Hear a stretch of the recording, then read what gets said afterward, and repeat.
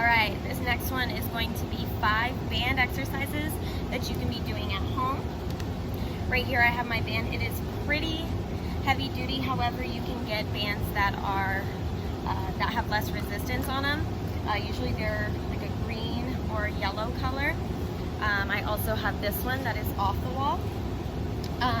You can put it on the edge of your bed, kitchen table, maybe one of the legs on your couch. Anything that's not gonna pull over whenever you pull on it. That could be bad. So we're gonna start here. Get to a spot on your knees where you're able to be in a nice straight body position. You can be either up or down on your knees or standing, doesn't matter. However, I would assume that the object you're using is quite low to the floor, and you want to be pretty in line with it. You're going to keep your elbow glued to your side, okay?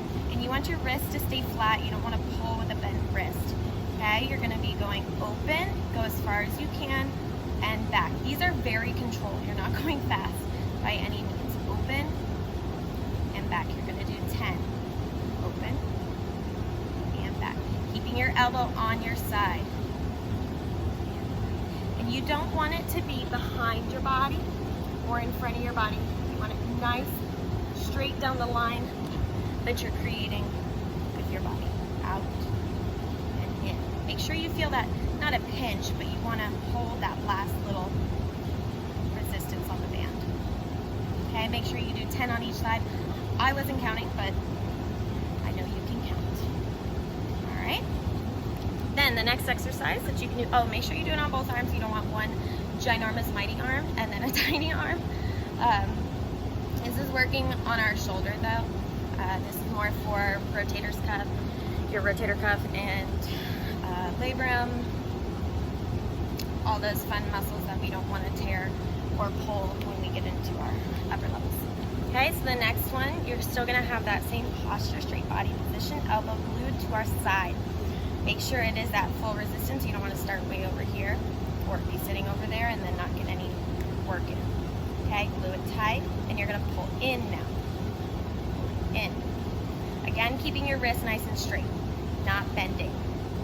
Okay, and it is controlled. See how I'm pulling my arm in and it creates like a 90-degree angle? You don't want it down here or up here. It's not gonna help you. Okay, right across. Right across. Keep it in line. Good.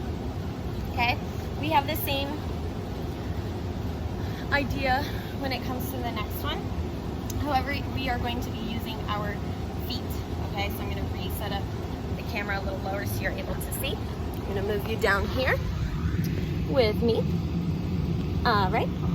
So you can be putting your foot in. Again, make sure you're at full resistance. Okay, I'm gonna spread it out because I know a lot of gymnasts that go, it's pinching. I go, well, just make it a little bit more comfortable on yourself. Okay, so we're gonna be back here. Start at a demi. Again, this is point, this is demi. So you're still pointing from your ankle, however, your toes are pulled back. All right, and then you'll go flex, demi, and you can even go back to a point, doesn't matter, it's not gonna fall off. Flex, demi, point. This is great if you have shin splints or you complain about shin pain whenever you're running.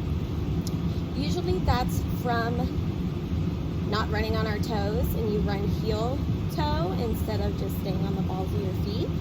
So that's a great one to do. You can also stay connected to your band, okay? Foot starts turn in, and a sickled foot, we've talked about sickled feet, how bad they are, and that you don't want to be doing this. However, it is a good stretch to be doing on the side. Here, we don't stretch that very often, so it can get extremely tight. You're gonna wanna start here and then pull to a turned out foot. You're gonna stay flexed for this one. Turn it in, pull it out. Again, holding that slight resistance at the end of your band. Okay, making sure that we're doing 10, and your leg is squeezed. You don't want a loose leg trying to do this. You can hurt something in your knee.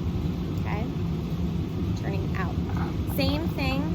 Again, you would just turn around, but I want to make sure you're able to see.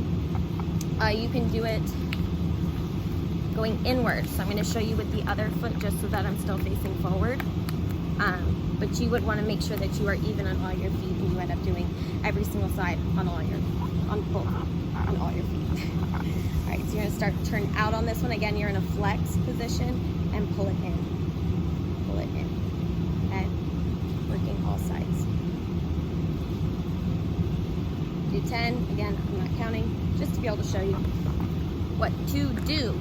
If you're not getting enough resistance, move yourself out so that it makes it a little harder. Okay? Last one with your feet over here. We've got a different band that is not attached to a wall or anything. Okay? With me pulling, sitting again in your nice straight body, elbows pulled in, and you can go demi, point, demi, flex. Okay? After a while, you'll start to feel it in your calf. 10 and 10. And this one is one of my personal favorites. You're going to be standing, making sure that you have something to pick up off of the floor. For me, I have my band right now. For you, it could be a washcloth or whatever. There's also blocks that you can use for this. This is just a mini foam block. Okay? But you're going to be balancing on one foot. Try and grab with those toes, point, and then pick it up. Drop and repeat. So grab with those toes, point, grab it, and repeat. 10 and 10 on each foot. Okay? All right, let's see how many more we got. So we did the rotations outward. We did them inward. We did our feet. I'll count all of those as one, even though we did a lot of feet work.